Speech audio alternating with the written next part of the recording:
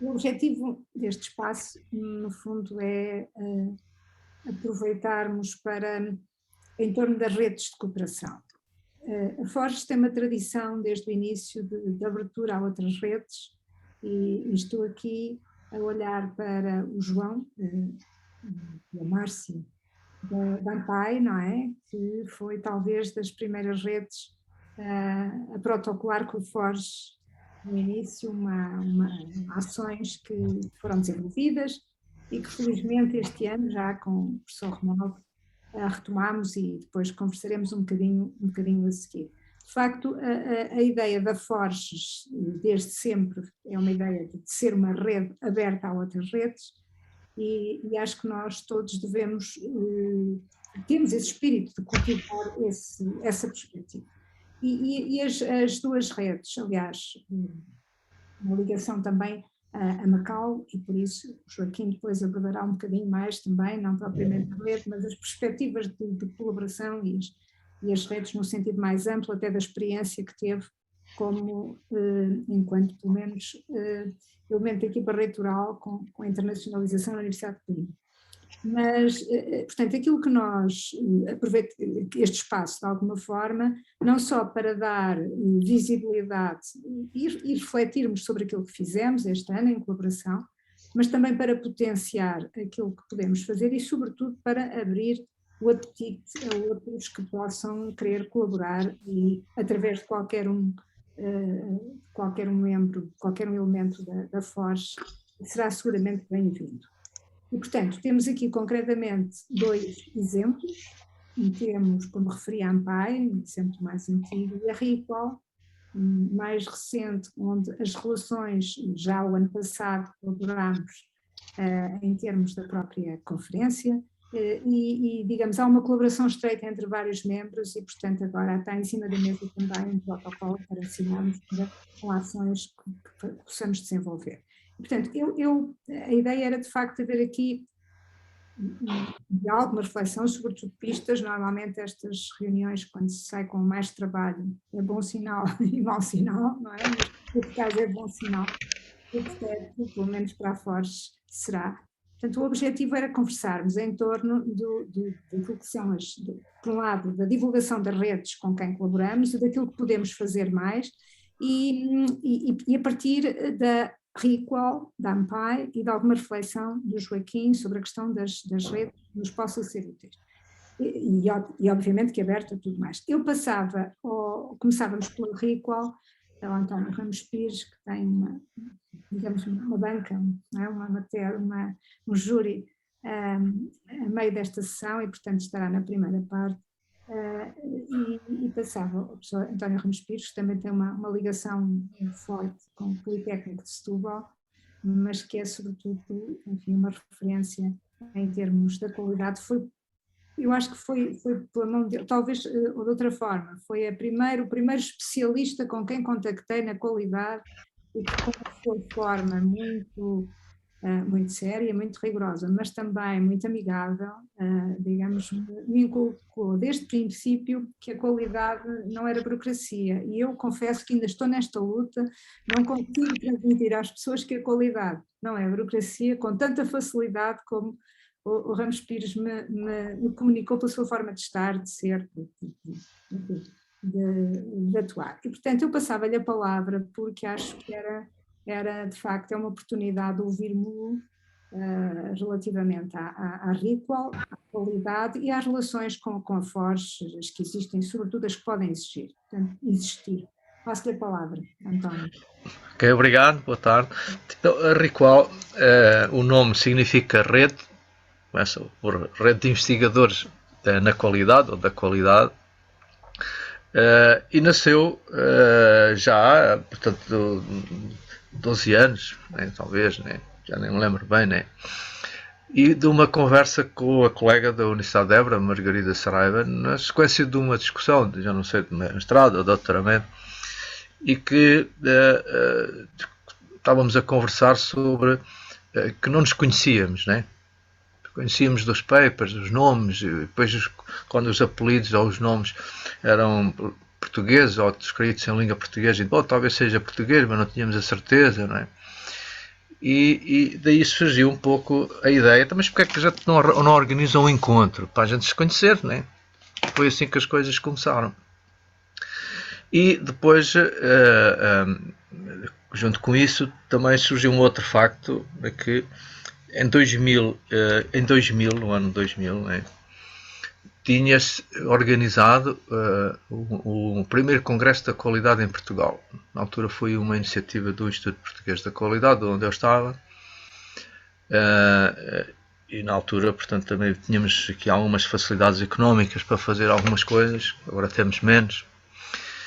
E passaram 10 anos, e estávamos na aproximadade de 10 anos, e, bom, se calhar vamos perguntar também aos colegas se faz sentido fazer um segundo congresso ou continuar a fazer depois Congresso da Qualidade em Portugal. Isso aí nasceu um pouco estes encontros. Bom, antes não havia ricos, não sei assim. E destes encontros saíram algumas decisões importantes. Uma, que até isto foi em Troia, aqui no, né, quem conhece Portugal, foi aqui na Península de Troia, num hotel, e depois até batizámos estes encontros de Troia, né? Pronto, ainda hoje usamos um pouco às vezes essa linguagem, embora agora façamos encontros um pouco por todo o país, né? Mas deste primeiro encontro saiu que de facto as pessoas não viam necessidade de haver mais congressos, já havia congressos suficientes na área da qualidade, portanto, portanto decidimos que não íamos promover, né? Mas depois foi muito interessante que as pessoas, bom, mas fazer os encontros é muito útil. Troca de experiências, a gente encontrar-se, conhecer-se um pouco. Saíram logo ali muitas ideias de projetos, não se concretizaram quase todos, mas pronto. E daí saiu os encontros, né? Pronto. E funcionámos muito de uma forma informal, a rede constituída informalmente, era assim que funcionava, os nossos contactos pessoais, cada um foi alargando, foi fazendo, foi enviando. Depois, mais recentemente, digamos que teve aqui uma passagem pela Associação Portuguesa para a Qualidade, como uma estrutura integrada nessa associação, que depois, quando eu saí da presidência, digamos, os que me sucederam acharam que não havia interesse, mas as pessoas que estavam na rede disseram, não, vamos continuar, né? Pronto, e continuamos, e depois, em setembro de 2020, constituímos então esta rede formalmente, com escritura pública, né? Com uma associação científica sem fins lucrativos. Tivemos que fazer um grande esforço para recuperar um pouco o trabalho todo, os sites que tínhamos. Bom, porque depois, nesta rede, houve 2 colegas, que na altura eram 3, depois um de então aposentou-se e, digamos, não afastou-se. Tinham uma revista científica sobre a qualidade, muito centrada na qualidade, embora também publique sobre temas que chamamos afins à qualidade, porque a qualidade é transversal a muita coisa e, portanto, digamos que temos assim um pouco essa formulação qualidade e afins, né? Não sei se... Pronto, essa revista era editada em papel, depois chegámos à conclusão que de facto não fazia muito sentido continuar no papel e passámos para o online. O seu problema de onde é que editávamos, né? Procurámos softwares, depois achámos que eram caros, que não tínhamos. Pronto, então criámos um site, um primeiro site, que depois de facto caiu e tivemos que recomeçar desde o início, e que para suportar a revista. Mas depois saiu também a ideia que porque é que nós não poderíamos alojar um pouco mais revistas e outras publicações, né, de caráter técnico ou científico, como atas de congresso, etc. Portanto, e o site foi-se alargando. Okay. Portanto, hoje, na realidade, temos esse site, que é talvez a parte mais importante, onde está essa revista, né? Onde estão as nossas atas destes encontros, porque na altura, a partir do segundo encontro, achámos que também deveríamos abrir as comunicações até jovens investigadores e, portanto, que trouxessem, portanto, até trabalhos em curso para receberem, digamos, também alguns feedbacks e algumas ajudas. E, portanto, assim nasceu a rede com este espírito um pouco de conhecimento mútuo, ajuda, portanto, troca de experiências, cooperação, e foi assim que surgiu. Essa revista foi integrada na rede. Portanto, temos essa revista, temos os encontros, publicamos as atas de outras revistas de outros parceiros, como a Forge, né? Desde o princípio. Ainda não temos as coisas como gostaríamos, porque também tudo isto foi feito com muito trabalho voluntário, de estudantes finalistas das áreas de informática, essencialmente, que é o nosso ponto fraco ainda hoje, né? Pronto. E fomos crescendo, né? Portanto, neste momento depois criámos também um site específico só para gerir os encontros, passam as inscrições e, portanto, ok, e divulgamos o programa. E depois, a determinada altura, tínhamos o site para as publicações, o site para os encontros, e não tínhamos um site da rede. Então criámos um site também que se chama Riqual. Hoje, se forem, digamos, à internet, podem pôr Riqual, que aparece, digamos, a apresentação da rede. Isso é muito recente. E não estranhem que a componente gráfica das coisas não é muito profissional, mas, portanto, nós nascemos assim, faz parte um pouco das regras. Vamos melhorando, vamos melhorando. Esperamos em janeiro ter mais uns estagiários que nos vêm ajudar. Já estão prometidos e vamos um pouco assim trabalhando. Portanto, esta tem sido um pouco o nosso trabalho. Na revista, talvez eu gostaria um pouco de sublinhar que publicamos em português, né? Portanto, um pouco para nós a língua portuguesa é um fator que queremos acentuar, que queremos defender, né? Penso que partilhamos aqui um pouco esta componente com a Forge, né? Já que é um fórum das instituições de gestão da língua portuguesa, mas também aceitamos, porque vivemos um mundo académico e muitas das publicações são em inglês, portanto, se alguém quiser escrever em inglês também publicamos, e se quiser escrever em espanhol também publicamos, que acho que estendemos um bocadinho aqui um pouco aqui os braços também para os nossos amigos espanhóis, com os quais temos tido até uma boa colaboração, né? Embora limitada, mas sempre muito, muito boa, né? Portanto, é um pouco isto que nós temos. O que é que eu também gostaria de dizer? Nós estamos abertos, portanto, o site, principalmente o site das publicações, que é aquele que já tem alguma dimensão, digamos assim, talvez fazendo as contas, porque temos também outras revistas associadas, se forem ver já não sei quantas são, né? Umas até têm lá os números todos que publicaram, deram-nos os PDFs e eles estão lá, os artigos não estão separados, portanto, vocês, se andarem no site, vão ver que tem vários tratamentos, né? Tem uns que são mais ao pormenor, outros são mais genéricos, também depende um pouco da carga que as coisas têm. Para nós, mais fácil é se mandarem um PDF da revista e a coisa da capa, a gente divulga todas as revistas e fica aqui também o apelo. Colaboramos na divulgação, também assumimos para nós esse papel de divulgação científica, portanto, em qualquer área, desde que, digamos, seja caráter científico ou técnico ou científico, nós, digamos, estamos disponíveis para encontrar qual é a melhor forma, digamos, de divulgar. Esta mais simples, é assim, se nos mandarem as revistas com o PDF, se não darem a capa, a gente também arranja uma imagem para a capa, não é? Isto também, a tecnologia hoje é mais fácil. Mas se nos mandarem isso, não é uma coisa que nos custe muito, temos todo o gosto em divulgar e também enriquece o nosso site, não é? Portanto, um pouco com mais visitas. Okay. Nós fazemos sempre depois a ligação para onde a revista está e apresentamos a revista dos parceiros. Divulgamos também muitos eventos científicos que nos chegam das pessoas da rede que organizam, pois nós ainda não temos no site um espaço para os parceiros, mas vamos criar um espaço para isso, mas divulgamos a nossa lista de meios, divulgamos os eventos científicos que nós conhecemos e, portanto, temos um pouco só para vos dar uma ideia da dimensão, não é? Portanto, digamos, nós temos hoje, com tudo o que lá está, qualquer coisa como 2.500 artigos. Não é uma grande biblioteca, mas pronto, já é alguma coisa. Pronto, uns obviamente estão diretamente acessíveis, né, depende, digamos, daqueles que, digamos, controlam as revistas ou as atas, né. Outros estão a pedido, às vezes estão a pedido porque nós ainda não conseguimos individualizar e colocar lá, porque isto dá trabalho, né. Não conseguimos ainda pôr os artigos para ficarem completamente livres. Quem quiser, lê o abstrato, vê o título, vê as palavras-chave, lê o resumo e se lhe interessa pode descarregar. Não é? Portanto, okay. Em alguns casos está completamente já conseguido, noutros casos está numa fase ainda de desenvolvimento, porque não conseguimos fazer tudo ao mesmo tempo. E como disse, este site tem 2 anos e picos, porque começámos tudo de novo. Né? Na altura começámos tudo de novo, temos que fazer tudo de novo. Portanto, é um pouco isto. É essencialmente, talvez, sublinhar um outro aspecto. É essencialmente como é uma rede de pessoas, né? De investigadores. Okay. Não está fora de causa que a gente crie, digamos, isto está previsto nos estatutos, crie também a figura do associado coletivo, né? Isto está previsto, né? Mas pronto, a história tem sido um pouco esta, tem sido os encontros das pessoas. E talvez só para... Não fizemos em 2020, por questões da pandemia, né?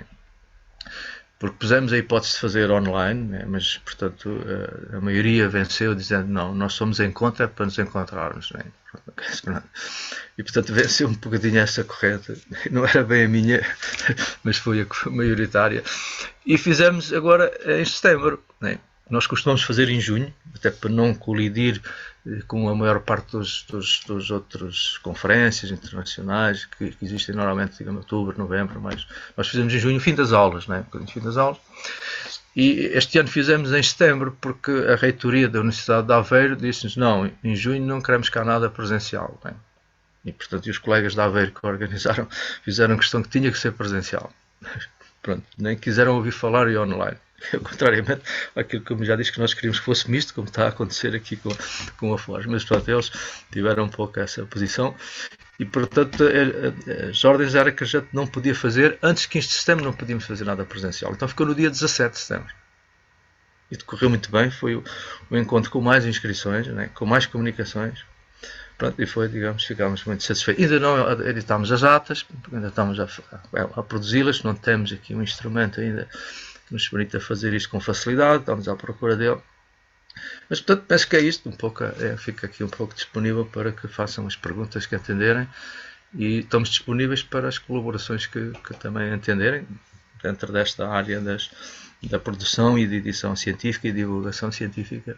Eu depois talvez possa falar um bocadinho mais à frente de outras áreas, mas pronto, agora nesta primeira intervenção ficaria por aqui.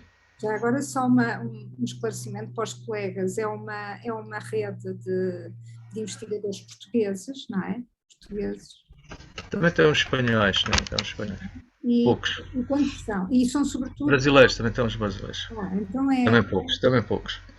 Mas é aberta e são sobretudo académicos ou também têm enfim, pessoas ligadas à qualidade, mas que não estão ligados às instituições de ensino superior? Não, essencialmente são académicos, né? Embora haja também pessoas que estão a fazer, né, as suas teses de mestrado ou de doutoramento e que depois os próprios orientadores, né, os aconselham, né, digamos, a vir aqui também aos encontros, mesmo com trabalhos ainda não acabados, né? E, portanto, às vezes por essa via também vêm estudantes angolanos e brasileiros, mas também vêm académicos. De Angola também temos pessoas que normalmente até vêm aos encontros, né? E alguns e vêm outros casos que normalmente entram como estudantes, né? E depois voltam às suas instituições e vamos mantendo o contacto. Mas essencialmente são académicos, quase totalidade, né? O cruzamento da RIQUAL com a Forge deu-se por várias formas, mas muito porque alguns dos associados pertencem às duas redes e o Rodrigo é um elemento essencial de alguma forma estive ligada no início também e depois não, mas também, digamos, intervi, portanto, ou seja, há uma ligação pelas pessoas e é esse um motivo fundamental. Mas também há uma ligação porque, lá está, as pessoas têm a ver com os temas, não é? Porque desde o início da Forges, aliás, desde a primeira conferência houve sempre, pelo menos uma sessão sobre qualidade. A qualidade foi sempre um tema dominante das preocupações dos associados da Forges, em termos institucionais, em termos da qualidade pedagógica, enfim, em termos da melhoria, em termos a vários níveis. E, portanto, este, digamos que é um tema transversal e estava a ver, pelo menos o Joaquim Morato, de forma, não sei se está completamente ativo, mas estava a ver exatamente isso, traduz-se agora na academia, num dos eixos em que a qualidade é o tema do grupo e que é, de facto, coordenado por um grupo nos quais o Joaquim Morato é o coordenador maior, entre aspas. Teremos amanhã uma reunião, não é?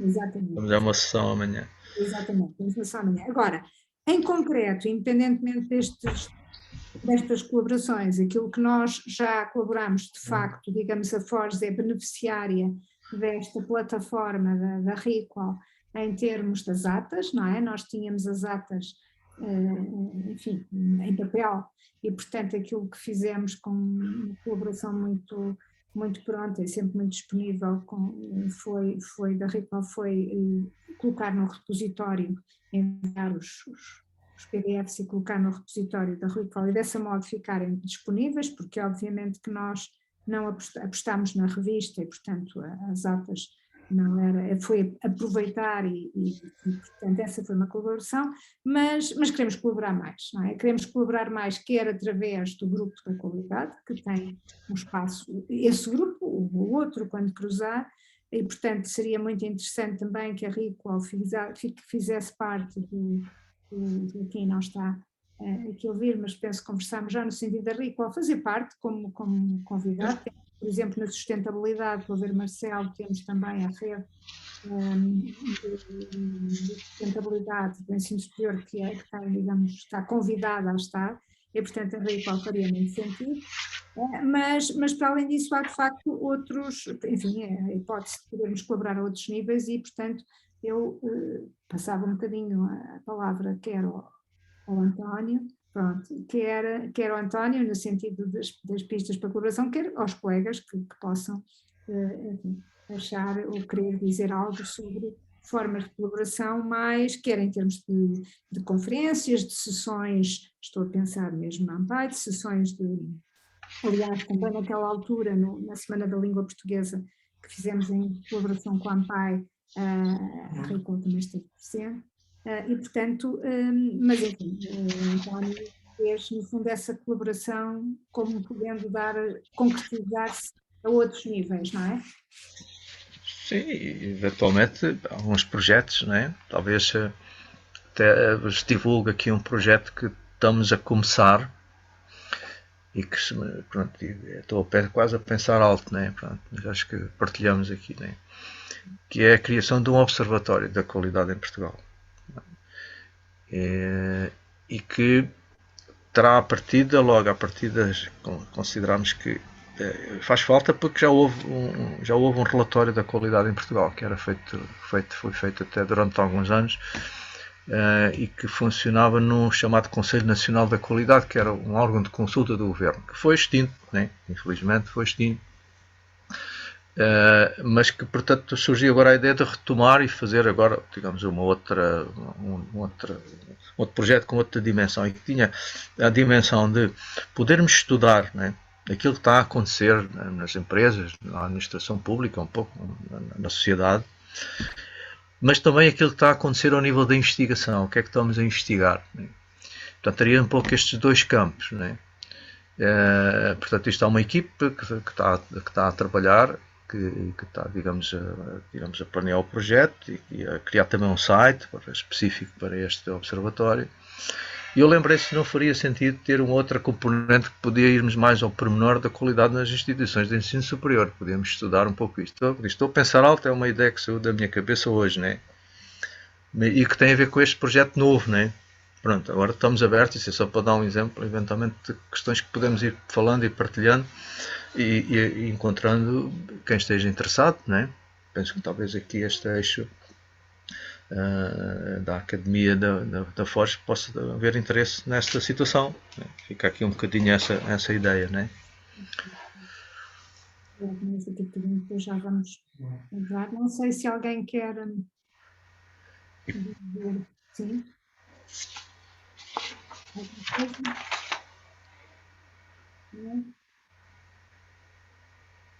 Então, se não, não sei, vamos ouvir a Márcia sobre a AMPAI, depois vamos um bocadinho só antes de saída do António, para poder só dizer algo se quiser sobre a AMPAI, ou sobre o que tivermos a refletir no momento, está bem? Márcia, nossa estimada colega. Margarida. Então, bom dia, boa tarde, boa noite a todos e todas que estão aqui. É um prazer imenso estar com Margarida, com Rodrigo, com Antônio Ramos, com João Ferreira, que está aí, Klaus, Conceição, enfim, são os que eu estou vendo aqui os nomes. Mas é muito, muito bom, né, essa oportunidade de a gente dialogar no sentido de construir, de ampliar os espaços de colaboração científica entre todos nós, né? Então, gosto muito dessa iniciativa. E vou falar assim, rapidamente da AMPAI,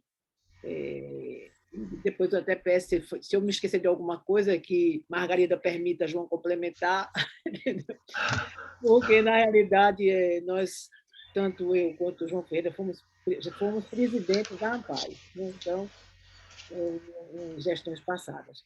Mas a AMPAI ela tem uma longa trajetória. Ela é a mais antiga Organização da Sociedade Civil no campo da educação, ela é de 1961.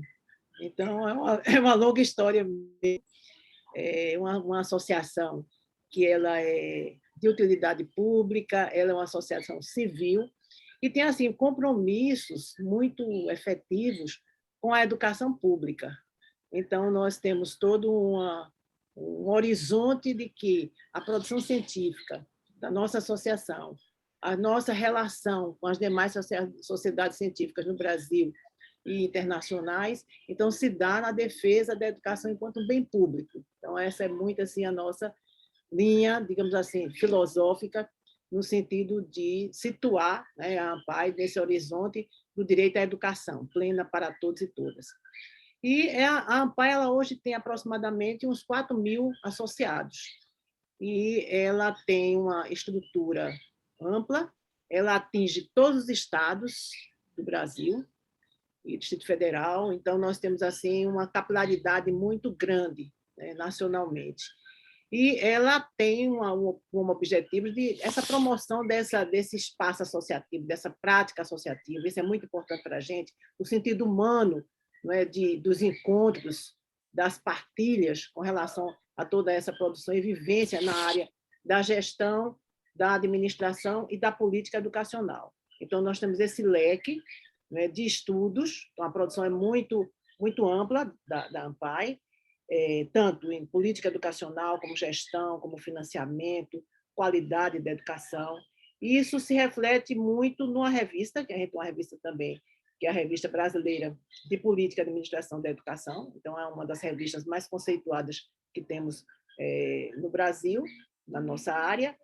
E também temos uma que foi uma iniciativa recente, já do nosso atual presidente, junto com todo o corpo diretivo, o professor Romualdo Portela, que é uma outra revista, que é a Revista de Educação Básica em Foco. Ela é muito interessante porque ela abrange todo um segmento que também está ligado à ANPAE, que é da educação básica. Então, nós somos uma associação que engloba tanto a educação superior, né? Então, profissionais, estudantes nessa área, como também da educação básica, o que é muito positivo, né? Então, nós temos, assim, periodicamente, sessões, né, nos estados todos, são realizados os simpósios brasileiros de administração da educação. Então, nós temos, período de 2 em 2 anos, esse simpósio. Ele é antecedido de reuniões regionais e reuniões estaduais, e nós temos parcerias internacionais que são muito, muito gratificantes. Então, uma primeira associação mesmo da ANPAE, do ponto de vista das relações internacionais, foi com Portugal, né? Com nossos queridos portugueses, que foi com o Fórum Português, não é, de Administração Educacional. Então, foi o primeiro movimento, então nós tivemos essa aproximação, começamos a realizar os eventos brasileiros, então, tanto em Portugal como aqui no Brasil.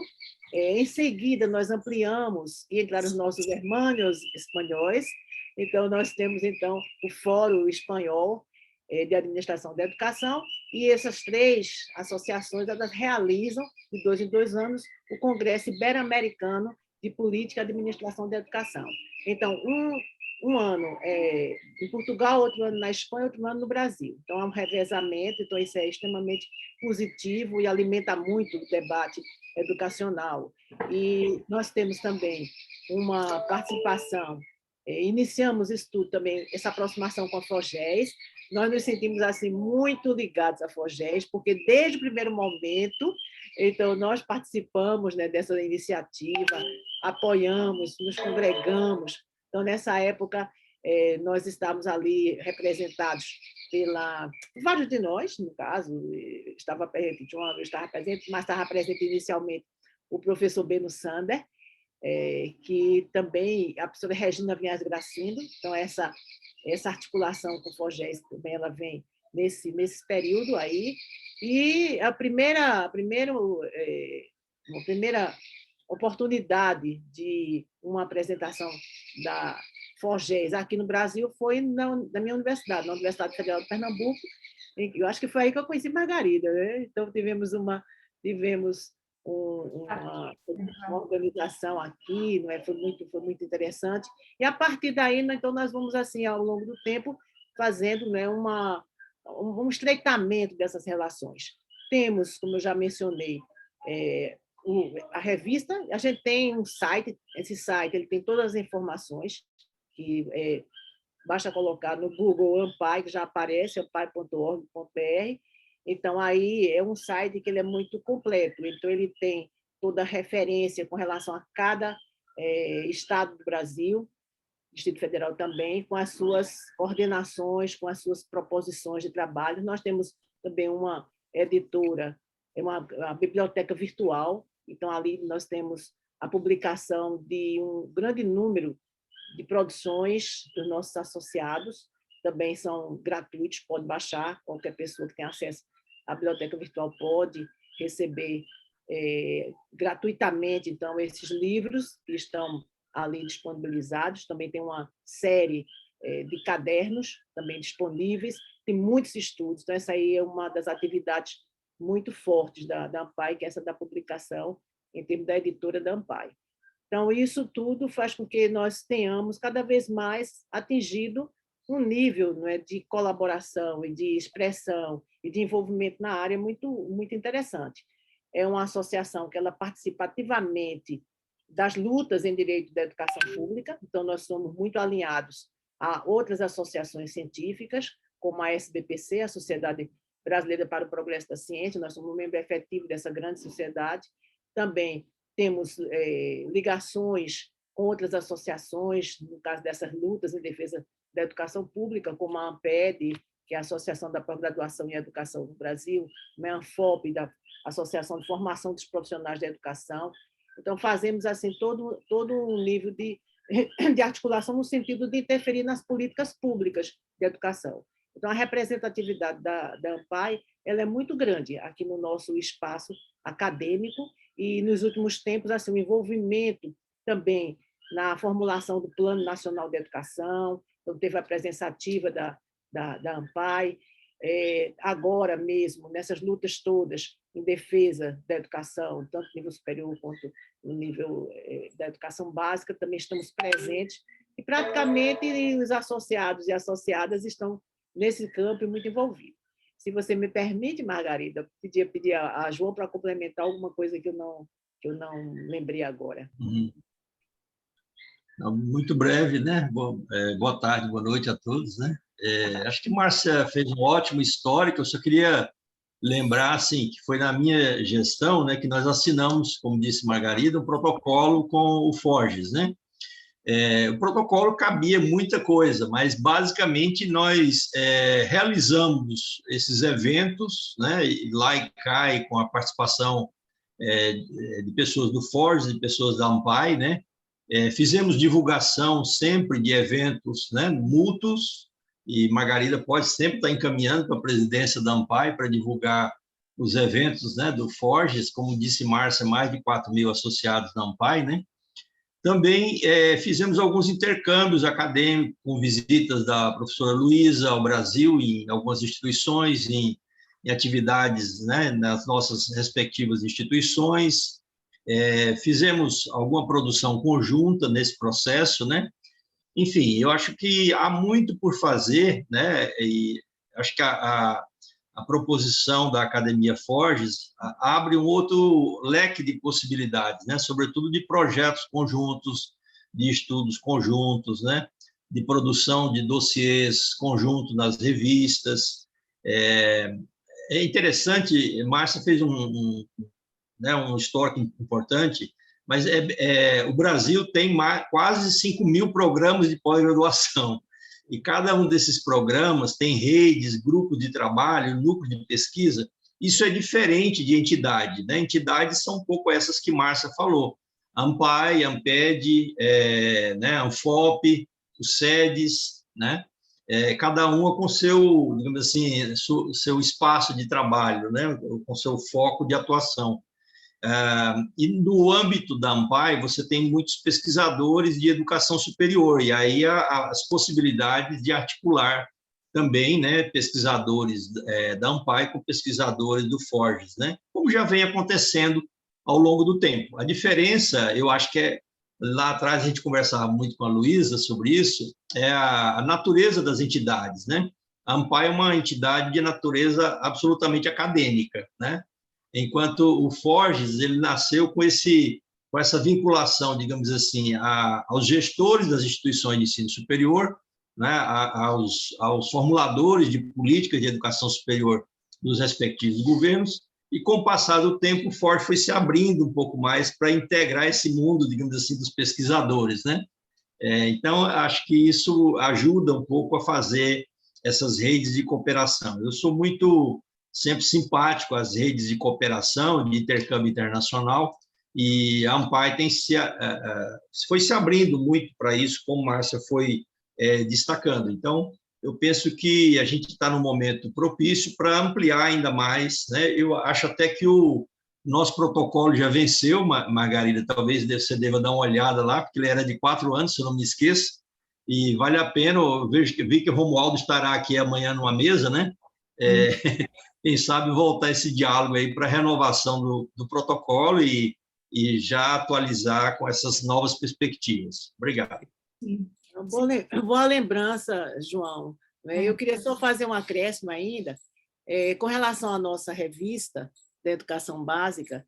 Então, ela traz possibilidades de contar com vídeos, com podcast, com entrevistas. Então, isso também são formas bem interessantes de atrair, digamos, educadores dos diversos níveis. E também mencionar que nós ficamos muito satisfeitos de verificar que Margarida ela dá um passo adiante no que também já tinha sido feito por Luísa. Então, assim, eu acho que é muito importante essa coisa dessa continuidade e aprofundamento e abertura para os novos desafios de uma forma crítica e abrindo para as diversas formas de pensar o mundo, pensar a educação. Acho isso muito positivo. E a gente só está assim, muito dispostos a continuar nessa colaboração, de estreitar os nossos laços. Atualmente, eu estou como diretora de Relações Internacionais dentro da AMPAI, é essa minha tarefa específica, e muito assim, à disposição de todos vocês, e achando muito bom, não é? Aí o Antônio, que está chegando também nisso tudo, e ampliar e fortalecer os laços que nos unem nessa prática associativa. Então, paro por aqui, né, Margarida? A gente fica aí à disposição. Podes não parar, podes não parar. Eu penso que a cooperação é algo que está no ADN da Forges, não é?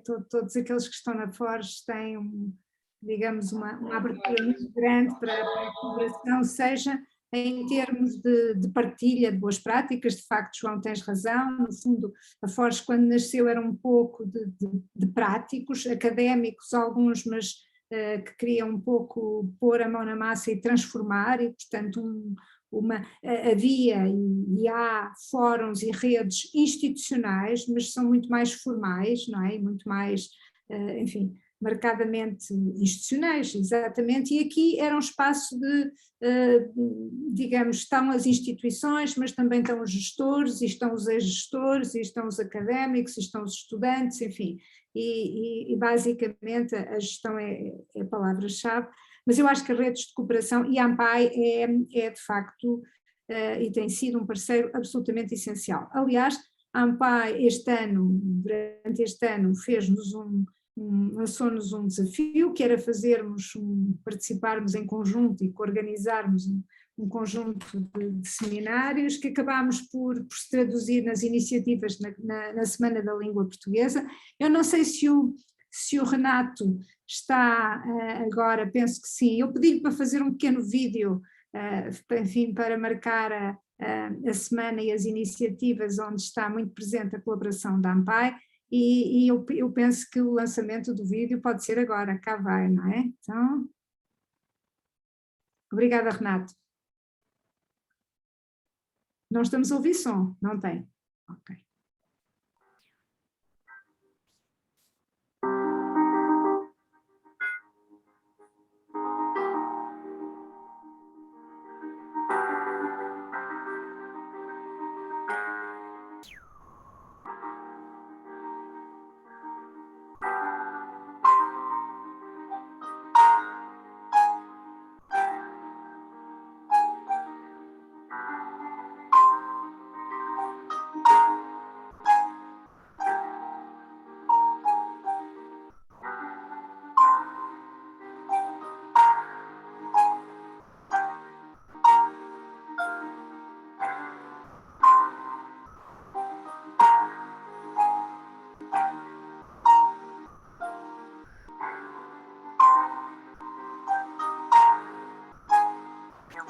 um grande prazer estar aqui. Porque corresponde, no fundo, a um trabalho conjunto com a ANPAI e saúdo o professor Romualdo Portela. Foi um caminhar, foi um repto, foi uma iniciativa da ANPAI no início, que acabámos por associar a este Dia da Língua Portuguesa como uma forma de fazer uma comemoração mais ampla neste ciclo de 3 debates, e sinto-me muito honrada por estar aqui. É um grande prazer estar participando desta atividade conjunta da ANPAI e do Forges, e que nós temos uma colaboração com o Forges já há tempo, desde a época da professora Luísa Cerdeira. A terceira conferência do Forges foi realizada em Recife, com participação da ANPAI, mas eu acho que esta atividade que nós estamos a realizar agora é a primeira de um novo tipo, que eu acho que caminha para a construção de um processo de colaboração de mais longo prazo, da construção de atividades em comum, né, nas quais nós temos que investir.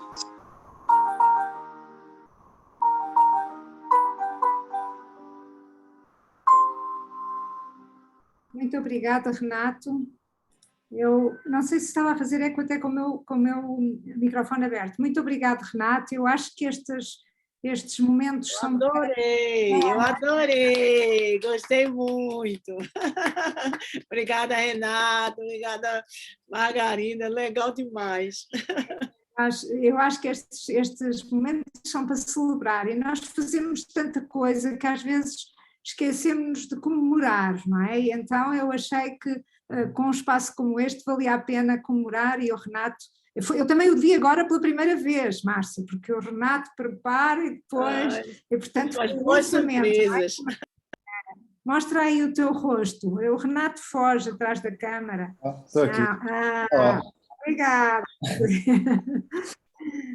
Bem-aja. Aliás, o Renato ajudou na altura. E esta semana foi uma semana especial, porque, de facto, se nós fizemos o ciclo de sessões, a Forges e a ANPAI em conjunto, foi o lançamento da Academia, né?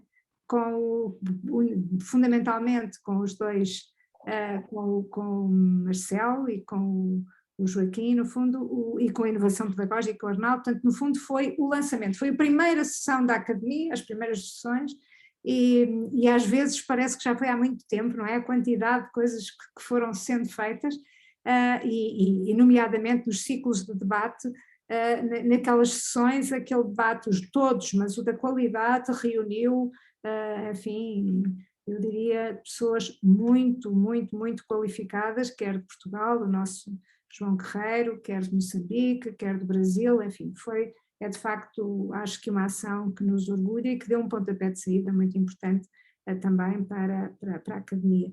Portanto, é por isso, para celebrar, depois faço questão de mandarmos e de todos verem, enfim, da ANPAI usar o seu canal, João, não é? Para divulgar. Exatamente, divulgar esse vídeo, com certeza, com certeza. Eu já mandei, eu tirei uma foto agora, encaminhei para Romualdo, mandei, aí você disse assim, Romualdo, você está falando aqui na reunião, eu disse, como? Minha fala é amanhã. Eu falei, olha aqui, eu mandei, ele, não é possível. Pois é. Isto também é sobretudo interessante, eu acho que foi a forma de, não foi só connosco, como é óbvio, mas foi a forma de ultrapassar as dificuldades da pandemia, não é? As dificuldades da pandemia não nos vencer e, portanto, acabarmos por ter capacidade de dar a volta com alegria, que é o mais importante. O Joaquim já está em on. Eu não sei se, entretanto, António Ramos Pires, como vais ter que sair, não é? Vê se não sei se queres dizer mais alguma coisa ou vou mandar embora. Não, também são mais 2 ou 3 minutos. Eu agradeço até a lembrança, porque tenho outras questões para compromissos, não é? Pronto, nós estamos aqui abertos à cooperação, não é? Penso que também daria aqui um pouco, talvez só a informação que não sei se têm todos, né? Mas talvez seja muito fácil fixarem o nosso site principal das publicações, que é publicações, mas sem as cedilhas e sem os acentos, portanto, publicações, depois .ricoal.org, né?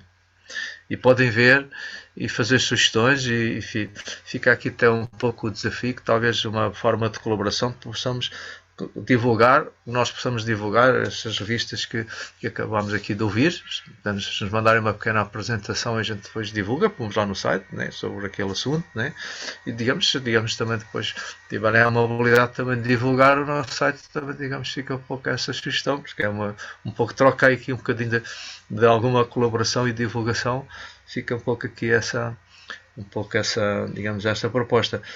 Amanhã na outra sessão talvez possamos falar um pouco mais do nosso tema, que é um tema mais específico da qualidade, né? Portanto, ok, nós somos aqui um pequeno nicho, talvez tenhamos mais daqui dos que se dedicam um bocadinho mais a estas áreas e afins, mas que, portanto, é um tema que tenho sempre gosto em participar e, portanto, a nossa revista também está sempre aberta, digamos que é uma revista que não tem call for papers, está sempre aberta, digamos, a receber comunicações, portanto, tem lá um pouco também todas essas informações. E pronto, e de facto aproveito porque eu vou ter que sair nos próximos minutos e desejo um maior sucesso. Tá, um abraço para todos. Um abraço, António, obrigado. Um abraço. Margarida, não te estamos a ouvir, Margarida. Estás com o microfone desligado. Obrigada. Não, estava a dizer que obrigada e que amanhã sobre a batuta do Joaquim Morato vamos estar novamente à volta da qualidade. Eu não sei se alguém quer alguma intervenção, alguma... Eu ainda queria, Margarida. Sim. Márcia, claro. Eu acho que eu fiquei animada com a apresentação aí desse depoimento, também com as provocações aí feitas também pelo Antônio Ramos. E aí, veja bem, que tal a gente fazer uma publicação falando a respeito de todo esse relacionamento da ANPAI, né, com a FORGES, ao longo do tempo e mostrando as expectativas futuras. E fazer isso um livro e que fosse virtual, e enfim, eu acho que vale, né, esse registro. Porque do mesmo jeito que eu fiquei agora emocionada quando eu vi esse vídeo, puxa, daqui a 20 anos, e na pandemia, o que é que nós fizemos? Né? Então, tem coisas positivas também. Então, acho que aí está lançado aí o convite para isso. Acho que sim, estes convites são convites irrecusáveis quase, não é? Sempre, portanto, mas num bom sentido. E, portanto, acho muito bem, acho que temos que ver quem é que fica com a responsabilidade de fazer andar. Aliás, nesta relação certamente que há um espaço histórico, não é? E um espaço atual, e os dois espaços têm que estar presentes e teremos muito gosto em fazê-lo, claro que sim. Bom. Temos aqui perguntas, temos aqui a Ana Carvalho e Joaquim Morato. Ana, não estamos a ouvir, estás?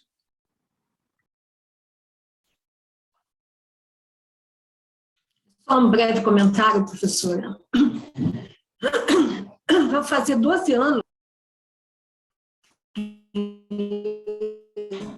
Lisboa e em Coimbra, e passou uma pandemia.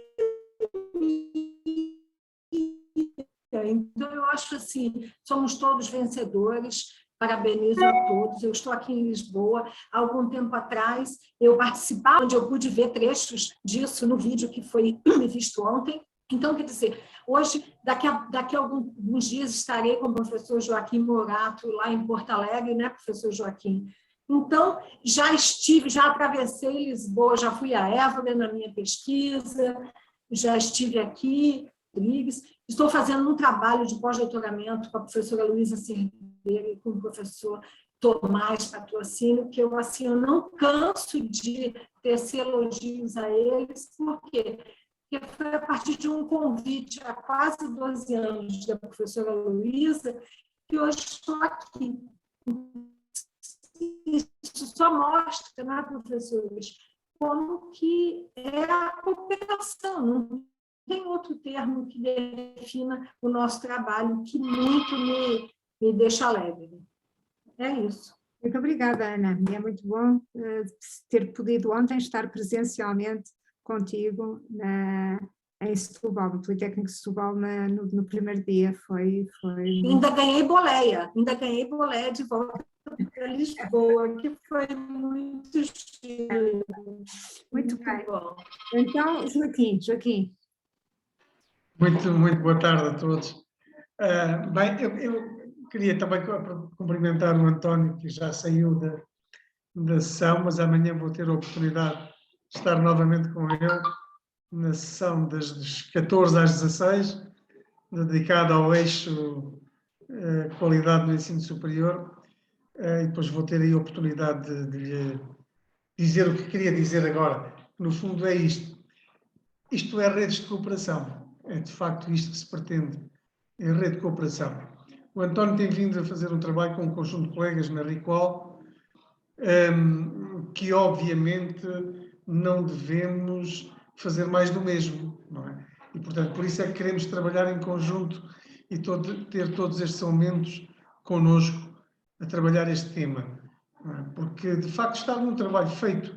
Há uma rede, há um repositório, há rotinas, há trabalho, enfim, devidamente já estruturado, e que convém é que nós consigamos potenciar tudo isto.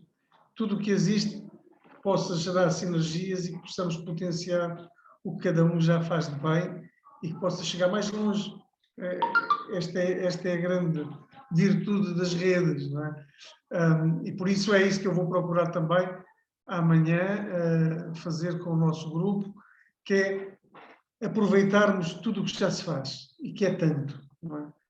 E que por vezes não mostramos aquilo que fazemos e que é relevante para quem está ao nosso lado e que pouparia muito trabalho também a quem está a trabalhar na mesma área. Portanto, é tudo isso que eu acho que estes fóruns nos trazem e que nos faz alimentar esta esperança que é possível trabalharmos cada vez mais em conjunto neste espaço lusófono, que é imenso e que parece que estamos a muitos quilómetros, mas estamos sempre muito próximos, não é? Cada vez que se realiza um encontro deste género, sentimos exatamente isso. Mesmo o screen aqui, o computador, deixa passar sentimentos. E isso é muito bom. E por isso é felicitar a todos. Eu estava on, mas não queria estar com a câmara aberta, porque os senhores é que são os atores aqui deste fórum. Faz favor. Não. O João Ferreira tem que ir, estejam à vontade, mas aqui estamos todos on, agora é verdade que deixam passar sentimentos, porque são aqueles, no fundo, que são estabelecidos e que nós já estabelecemos em rede, e eu estava a ouvir o Joaquim Moratti e a pensar e a fazer a transição para o Joaquim Carvalho, não é? Porque a ideia de que não fazer mais do mesmo, não fazer o que está feito, ou seja, e com a RICOL foi assim em termos das atas, não é? No exemplo que temos, ou seja, aproveitar o que está feito para em conjunto, numa rede colaborativa, potenciar, é claramente, enfim, é claramente uma linha de entendimento da cooperação que partilhamos e que o Joaquim Ramos de Carvalho, tenho ouvido muito falar disso e sobretudo de o praticar, e agora gostava de saber como é que é em Macau e a viver aí, se continuas a acreditar exatamente no mesmo, e que nos falasse um bocadinho dessa, digamos, da tua experiência à luz da Forges hoje e do futuro. Sim, muito obrigado. Olá a todos. Tenho muito gosto de estar aqui. Como a Margarida disse, eu estou em Macau, estou aqui em Macau há um ano, há pouco mais de um ano. E na verdade, assim que cheguei a Macau, aqui foi a altura da conferência da Forges do ano passado, né? Eu até participei assim, precisamente sobre redes, mas ainda estava meio semi-instalado, né? Não consegui pôr o PowerPoint no ar nem nada. Mas enfim, o que é que eu posso partilhar com vocês? Havia uma série de ideias que, enfim, que eu já tinha da minha experiência, sobretudo no período que fui vice-reitor em Coimbra, do que era, digamos, da necessidade de pensar as redes de uma maneira estratégica. Aliás, a Margarida teve um papel também muito grande nisso, porque foi precisamente no contexto de Coimbra, no segundo plano estratégico, onde houve um salto conceptual significativo em relação a muita coisa, mas em relação à internacionalização, sobretudo, em que se conseguiu arrumar estrategicamente a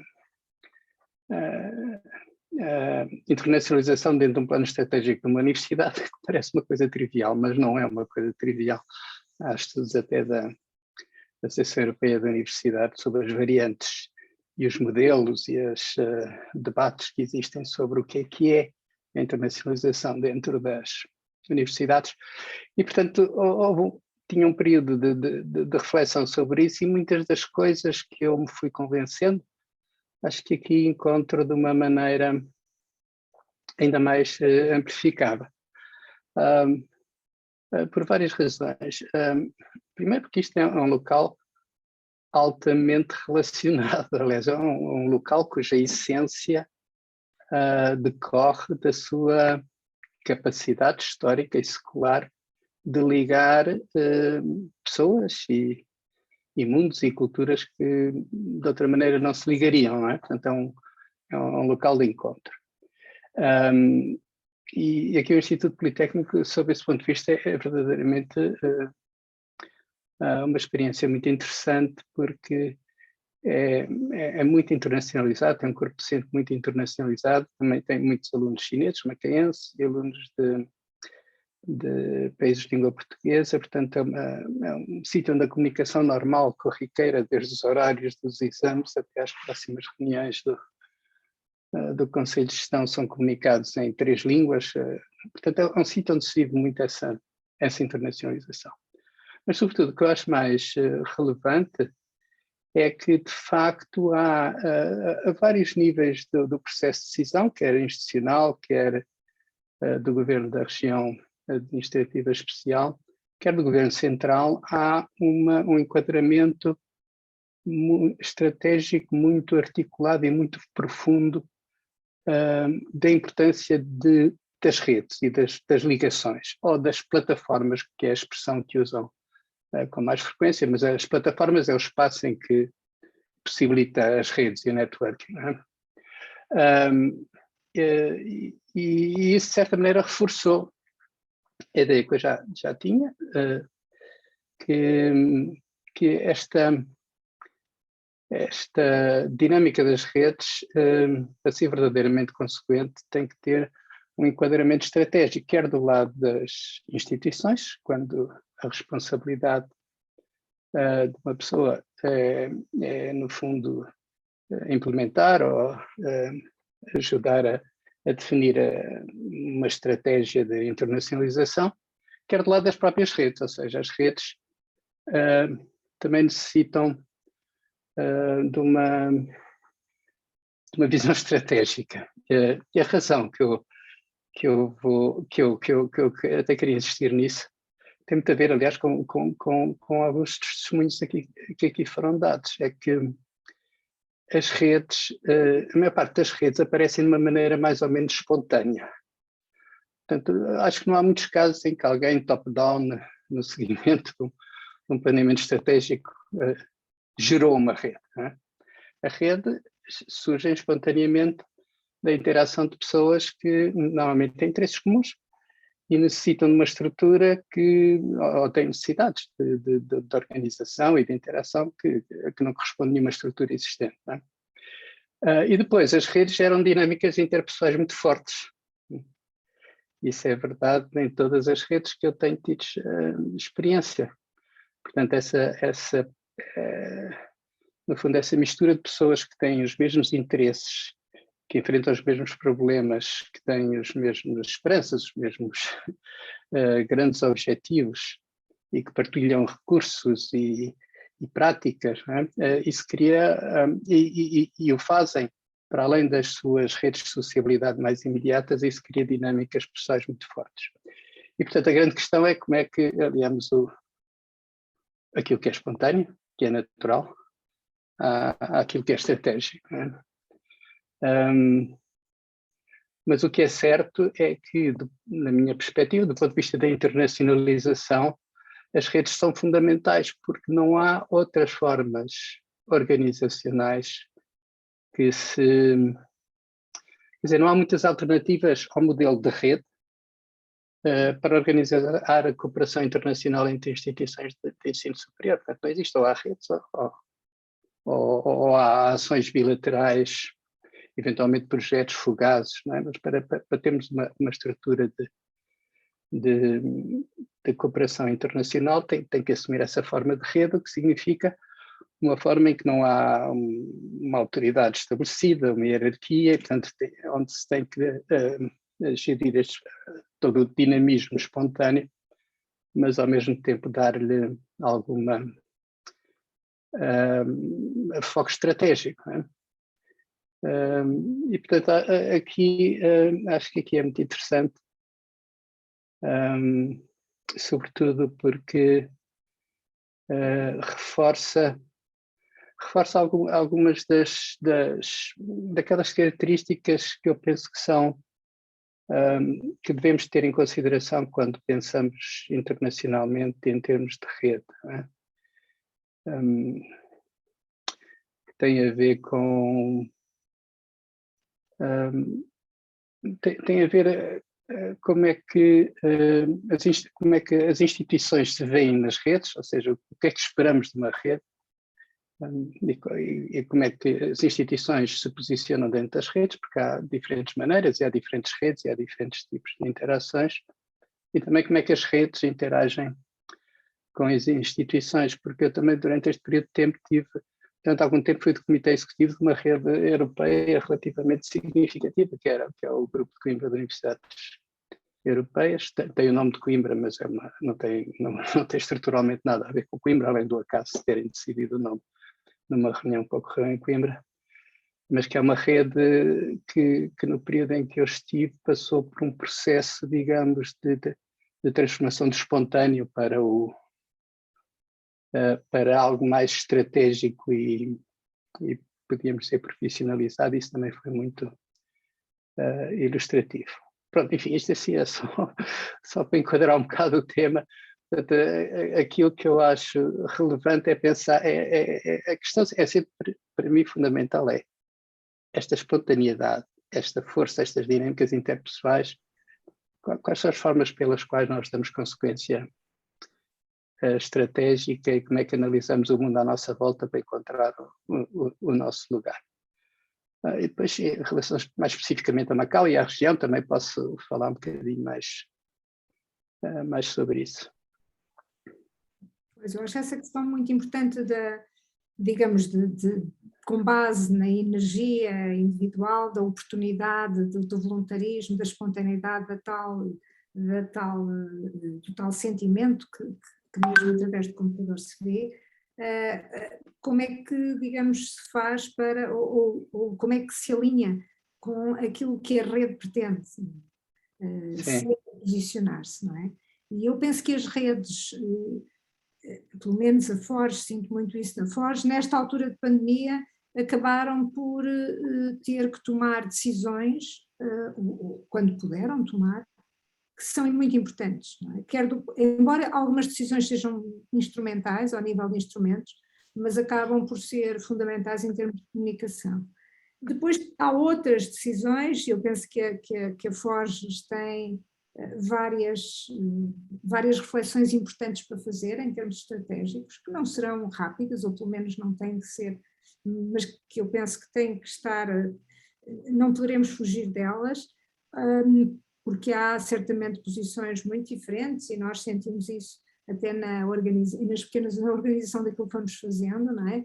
E foi também abordado na abertura, por acaso, né, penso que foi até o Ministro da Ciência, ou pelo menos eu, como estou muito sensível à questão, a pedia, lia assim, que é a questão da língua portuguesa, não é? A língua portuguesa é uma língua mundial, uma língua global, a quinta língua, e o que é que isso significa, não é? Nomeadamente, por exemplo, e ontem tivemos um exemplo disso, não é? Ontem na sessão de abertura nós tivemos 3 línguas, não é?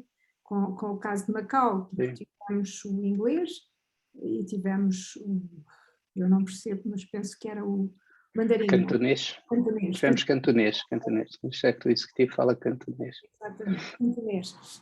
Pronto, e portanto, a questão da língua e da abertura, nomeadamente quando estamos a falar em termos de, por exemplo, de revistas, etc., acho que vai obrigar-nos não nos vai obrigar, nós estamos a tomar uma decisão, mas há reflexões a fazer, até para tomar uma consciência maior se é exatamente como estamos que queremos, e eu sou uma das pessoas, embora eu acho que não sou muito conservadora, mas nesta parte aqui provavelmente até serei mais conservadora do que o meu alinhamento, mas acho que é uma questão, e é uma questão muito importante, porque de facto é preciso um alinhamento na estratégia que seguimos e que pode não ser decisivo, mas é seguramente muito importante nas opções e nas decisões que se enquadra, quando se organiza uma conferência, quando se avança com uma revista, quando se avança com cadernos, numa lógica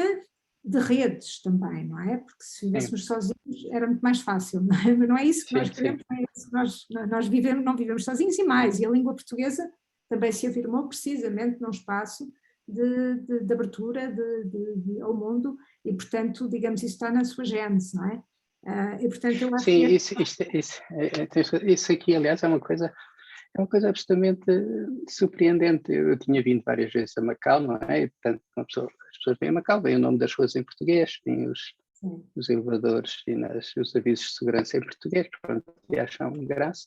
Mas é preciso viver aqui algum tempo para ver a profundidade do investimento do governo em manter a língua portuguesa ativa, todas as comunicações da função pública, avisos meteorológicos, a marcação das consultas no hospital, os autocarros, quando anunciam as paragem seguinte, não é? Vamos parar, não é?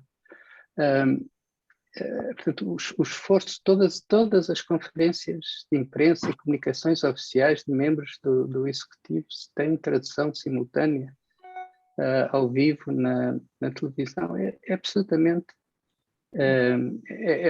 incrível. Portanto, e o número de pessoas que aprendem nas escolas, portanto, é uma minoria as pessoas que falam português, como é óbvio, porque é uma língua estrangeira, apesar de tudo, não é? Mas o investimento é absolutamente... e é um investimento que impressiona. Até vos posso contar um pequeno episódio anedótico. Fui aqui a uma daquelas lojas da Apple muito sofisticadas, como há na Quinta Avenida Nova Iorque, aqui também há, e fui lá comprar um teclado para o meu computador Apple, e não tinha um teclado em português, só tinha um teclado internacional. E depois eu tentei, mas era complicado, obviamente não era política vender. E então eu sabia que o chefe da Apple às vezes respondia a e-mails, e mandei um mail ao chefe da Apple, ao Tim Cook, a dizer: não há teclados portugueses na vossa loja, mas Portugal segundo a lei, português é língua oficial de Macau. Aí, passado 15 dias, telefonaram-me a dizer que eu podia ir, enfim, mandaram-me um mail, pedir o telefone para eu ir buscar o teclado, e que tinha mudado a política. Tinha mudado a política da rede de lojas Apple em Macau para consertar o que eles assumiram tinha sido um defeito de compreensão. E, portanto, acho que nós aqui temos, de facto, uma circunstância incrível, e que este grande plano da Grande Baía torna ainda de uma dimensão maior, porque, enfim, agora não, enfim, acho que podíamos, e discute-se muito porque é que há este esforço tão grande, se é só um pro forma, porque foi acordado na altura da transmissão da administração, mas eu creio que não, eu creio que, de facto, as autoridades chinesas veem esta ligação com a língua portuguesa e com as países de língua portuguesa como uma oportunidade excelente, e investem nessa oportunidade, e durante muito tempo esse investimento e essa tradução dessa vontade era do ponto de vista de plataformas comerciais e financeiras, investimentos. Há aqui uma organização que se chama o Fórum Macau, onde estão representados os países de língua portuguesa e onde se discutem o futuro das relações comerciais e se fazem acordos, etc. Mas agora houve uma transformação muito grande, porque há uma decisão central de que esta região, aqui onde está Macau, se torne o futuro grande polo de inovação da China, porque tem aqui grande parte da produção fabril da China, está aqui à volta, tipo 200 km à volta. Acho que é quase 20% das exportações da China são produzidas aqui, e depois tem as empresas de alta tecnologia em Shenzhen, depois tem a grande praça financeira de Hong Kong, tem um grande centro turístico aqui e as ligações aos países de língua portuguesa, e portanto, quando isto deixa de ser só comércio e investimento e passa a ser inovação, há muitas referências aos países de língua portuguesa nos documentos que projetam esse plano de inovação. E, portanto, Macau vai assumir cada vez mais funções de estímulo à cooperação académica e de inovação entre os países de língua portuguesa e a China. E vão ser e quando falam em criar plataformas, estão a falar em centros tipo parques científicos, onde instituições de ensino superior e empresas inovadoras dos países de língua portuguesa se podem instalar, em centros de inovação para jovens empreendedores. E, portanto, há muita coisa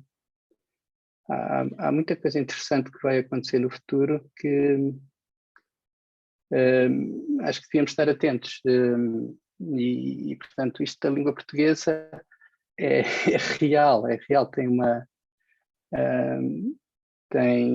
quer dizer, não é uma declaração de princípios e não é só a demografia pura, quando olhamos daqui para os países e regiões que falam na língua portuguesa, é uma diversidade, é uma variedade sob todos os pontos de vista, que é de facto um espaço muito interessante que está unificado por uma língua, está unificado por redes, por relações, e portanto é de facto uma oportunidade muito grande. Eu fiquei surpreendido, por muito que eu tivesse pensado e estudado, só quando me sentei a ler os documentos, mesmo os documentos de planeamento estratégico aqui da região, e vi, por exemplo, que 80 páginas de documentos sobre o futuro de inovação aqui na Grande Baía, à volta de Macau, Hong Kong e Cantão, havia 11 referências à língua portuguesa, portanto aparecia 11 vezes a frase língua portuguesa, um documento de 80 páginas. Isso é impressionante, sobretudo porque não aparece a mais língua nenhuma, nem aparece qualquer outro tipo de... Há uma referência à Europa, vagamente, mas há de facto aqui um foco que vem da ideia de, no fundo, nesse grande plano de inovação, integrar aquilo que é específico, que é único, que tem um grande peso histórico, que, do ponto de vista das autoridades, tem um futuro interessante. É muito interessante. Nós amanhã na sessão vamos falar um bocadinho sobre isso e também vamos aqui disponibilizar cada vez mais instrumentos para poderem ter acesso à informação que vai saindo, porque as coisas aqui andam a uma velocidade absolutamente incrível, andam muito depressa e, portanto, há sempre muita coisa a acontecer, muitas decisões a serem tomadas, muitas oportunidades a serem abertas, e vamos também tentar criar aqui mais instrumentos para permitir a todos acompanharem esta dinâmica aqui. Muito bem, e lá estaremos. Aliás, no fundo, aquilo que para mim é claro é que a forma como nós também queremos ver a língua portuguesa e assumir a língua portuguesa tem que ter em conta novas realidades, enfim, na China, mas não só, não é? Em que falar português é fundamental, pela diversidade que acolhe, mas também a questão fundamental é o que é que isso significa em termos de abertura à própria língua, da própria língua. Portanto, digamos, uma pergunta difícil e que eu acho que vai, de facto, requerer uma discussão muito grande, mas que é bom ouvir-te também posicionar um bocadinho, enfim, o teu entendimento da forma como estás a ver essa experiência em Macau, que é a região pela qual, no fundo, acabou por ficar regiões de língua portuguesa, embora se fale a língua portuguesa noutras regiões, mas não com o peso de Macau. Na Forges foi decisivo e esteve sempre muito presente desde o início, através do Instituto Politécnico de Macau, algumas vezes pontualmente também pela Universidade de Macau, mas sobretudo pelo Instituto Politécnico, que de facto tem tido um papel muito importante.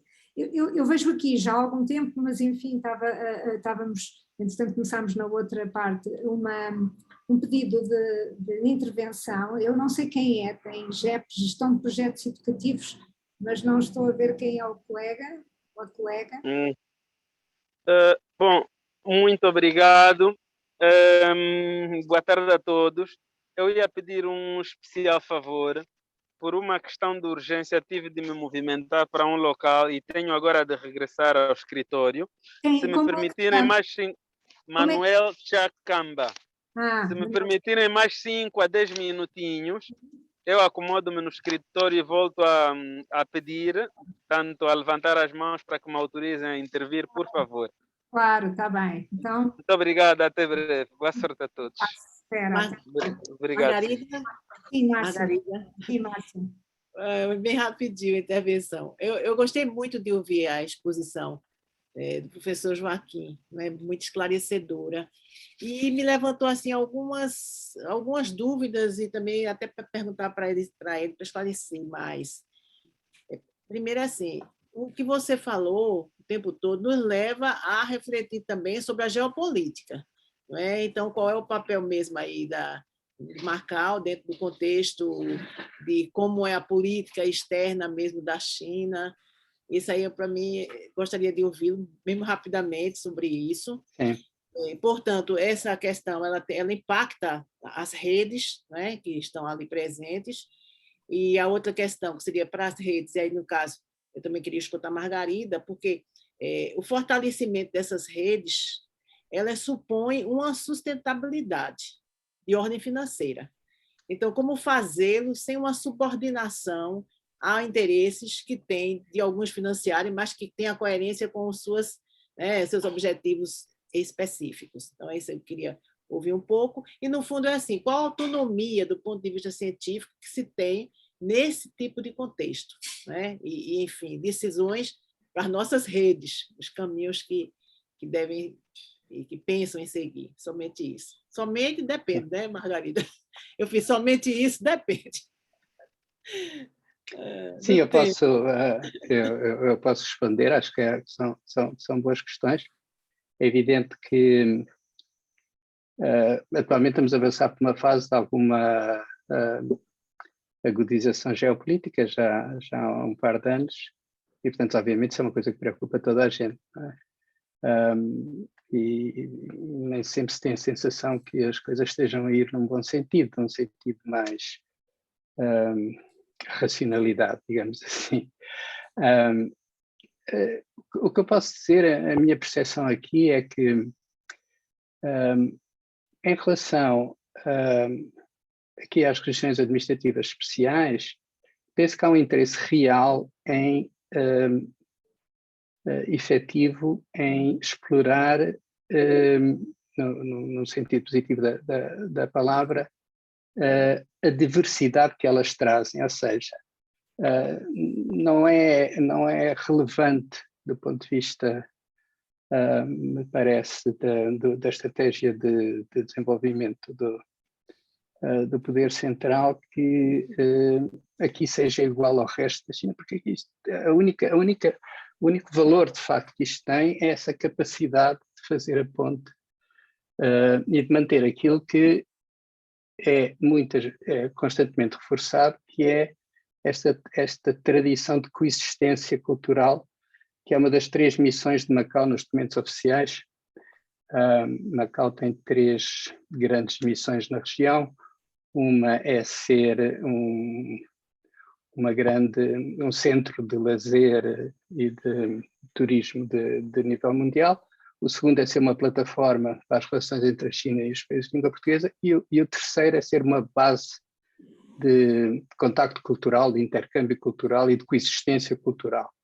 E penso que este terceiro aspecto é a vontade de frisar, até em relação a outros contextos geopolíticos, que Macau tem portanto, tem uma tradição secular de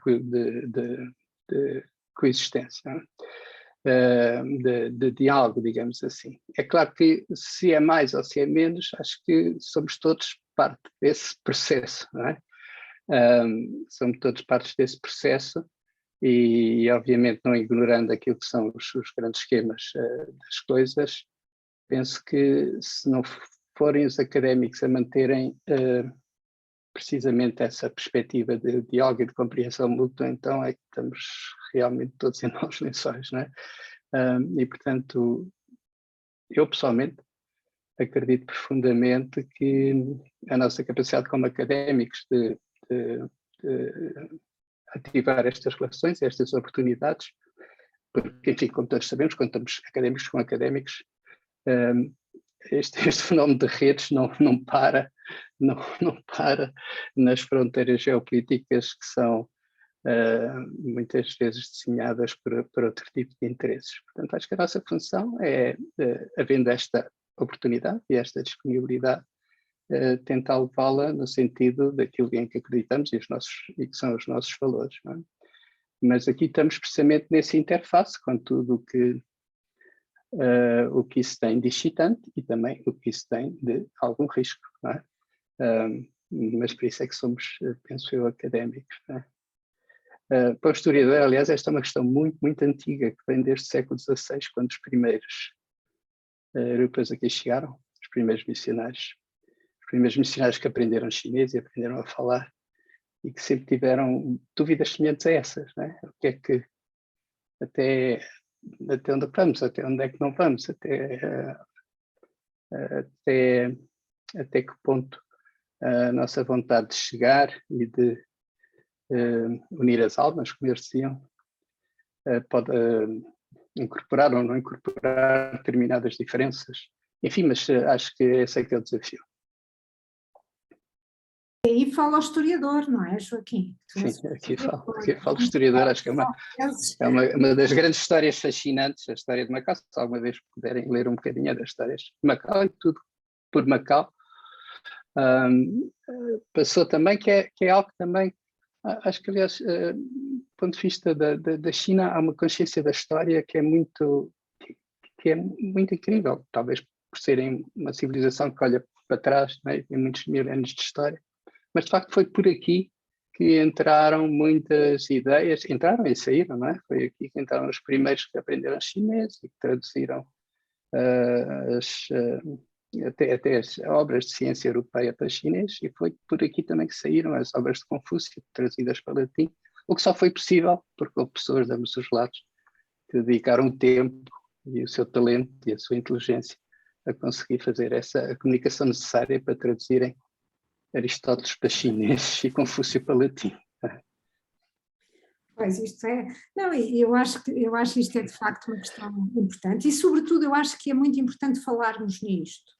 Falarmos Sim. nas nossas questões, nas nossas dúvidas, acho que o silêncio é pior. E Márcia, esta questão colocou-se, por exemplo, temos um projeto de levantamento e de investigação de diagnóstico base com o Politécnico de Macau, que nos foi enfim, proposto, e de alguma forma foi discutida a questão, não desta forma tão geopolítica, mas eu confesso que a minha perspectiva enquanto Forges acompanha também aquilo que é, acho eu, a minha forma de ser, mas tem a ver, por um lado, a minha incapacidade de discriminar alguém, uma região, uma área, uma proposta, porque há qualquer coisa que eu não gosto, não é? Basicamente. Ou seja, eu acho que nós na Forges somos pares. E isto levanta há algumas questões, nomeadamente do ponto de vista de, primeiro, onde é que está o foco? O foco está na missão da Forge, e o foco está numa coisa que tu disseste que eu acho que é fundamental, que é a sustentabilidade, ou seja, é o futuro da Forge. Eu diria que os projetos, nós conhecemos também a fragilidade da Forge neste sentido, quer dizer, nós temos muita vontade de fazer muita coisa, mas estamos todos muito ocupados, estamos todos com, digamos, a Forge é mais uma rede onde estamos com muito gosto, mas onde dedicamos o nosso tempo, e portanto, objetivamente, nós do muito que queremos fazer e que gostaríamos de fazer, acabamos por fazer sempre pouco, que é aquilo que podemos efetivamente fazer. E portanto, eu acho que nessas escolhas do que aceitamos fazer, em termos de Forge, acho que não deve imperar, obviamente, de acordo com a nossa missão e alinhado com a nossa missão, não deve imperar o imediato ou o ganho fácil, mas deve imperar, sobretudo, aquilo que é o valor que nós vamos escolher para o futuro. No projeto em questão, por exemplo, onde vai ser feito um levantamento, um bocadinho, enfim, de algumas dinâmicas de transferência de conhecimento das instituições de ensino superior e dos sistemas e dos espaços de ensino superior, eu diria que a Forges tem, para mim faz sentido fazê-lo, se a Forges conseguir, e é isso pelo qual lutarei, trabalhar essa informação para fazer rede Forges nas áreas da transferência de conhecimento. Aquilo que eu acho é que há novas áreas do ensino superior, digamos, a intervenção do ensino superior complexificou, é hoje muito mais complexa, não é? Temos o triple helix, o quadruple helix, enfim, temos a indústria, temos a gestão da social, da inclusão, num mundo mais complexo, temos muita coisa a mais, e portanto, para além da área do ensino, da inovação pedagógica, para a área da investigação, até em termos que nos move, eu acredito que nós temos que caminhar onde houver interesse e vontade, digamos, e a rede de sentir, houver interessados, claramente, interessados desinteresseiros, não é? Portanto, interessados num sentido de missão. E, por exemplo, este projeto que está aqui em cima da mesa, eu acho que pode ser uma excelente oportunidade de ficarmos com polos em todos os países, com conhecimento, para além do projeto em si, que nos permite fazer muito mais na Forge. E, portanto, aquilo que eu acredito é que, por um lado, nós não podemos fechar só porque sim, temos que abrir, mas um abrir também que, digamos, não comprometa o nosso futuro. É claro que é sempre um risco, mas é viver a um risco, mas eu acho que de outra forma também corresponderia a um casulo, que é o contrário do que a Forge é, não é? E, portanto, o que para mim é absolutamente decisivo é aquilo que escolhemos fazer dentro do muito que gostaríamos de fazer e do pouco que vamos conseguir fazer, acrescenta ou não algo para o futuro em termos de germinar novas relações, novas redes, nova capacidade de transformação, com base naquilo que são os desafios das instituições de ensino superior e os nossos. Isso sim, eu acho que vale a pena e, enfim, obviamente que, por exemplo, no caso foi uma discussão muito aberta, houve uma intervenção de vários, avançámos com muito gosto meu, mas obviamente que também não avançaríamos se a direção dissesse que não, mas foi um bocadinho nesta perspectiva que eu acho que é muito importante, que é um caminho, todo o caminho, às vezes também há caminho minado e nós não nos apercebemos das minas, não é? E não são tão óbvias, que é um caminho difícil este, de risco, mas também de afirmação, e eu acho que ninguém sabe, enfim, medir, então depois da pandemia ninguém pode estar certo de que as decisões que toma são as melhores decisões, mas podemos fazer, digamos, um filtro prévio, uma discussão prévia, e que eu acho que tem que estar sempre ancorada em princípios, não é? Mas princípios de abertura, de humanidade, mas também digamos, de reforço da rede no futuro, e não só propriamente aquilo que é o financiamento imediato, porque esse, do meu ponto de vista, não pode ser essa a verdadeira razão, porque aí pode ser de facto até muito negativo do ponto de vista da Forge ou de qualquer instituição. Eu não respondi, eu ontem ouvi com muita atenção, como todos nós na conferência inaugural, não é? E aquela ideia de fazer perguntas é o mais importante ou seja, muito mais, às vezes muito mais importante do que dar respostas, mas que as respostas só vêm com boas perguntas, eu partilho absolutamente, e essa tua é uma boa pergunta, claro. Muito bom, gostei. Eu passo então ao Manuel, não é? Manuel Chacamba, não é? Já está instalado no escritório. Já sim. Muito bem. Antes de mais, peço desculpas pelo transtorno. Por acaso eu havia solicitado a oportunidade para intervir, mas depois acabei por ficar num local inapropriado. Não, pois. Entretanto, passei a palavra ao Joaquim Ramos de Carvalho e foi por isso que depois ficou a aguardar, mas bem-vindo. Muito obrigado, muito obrigado. Portanto, subscrevo Manuel Chacamba. Começo por parabenizar a associação, tanto o Fórum Forges, pela organização deste evento e também pelo ciclo de continuidade. A olhar pelas temáticas que foram agendadas, é de facto uma grande conferência e manter o ciclo é das coisas mais difíceis que se conseguiram fazer.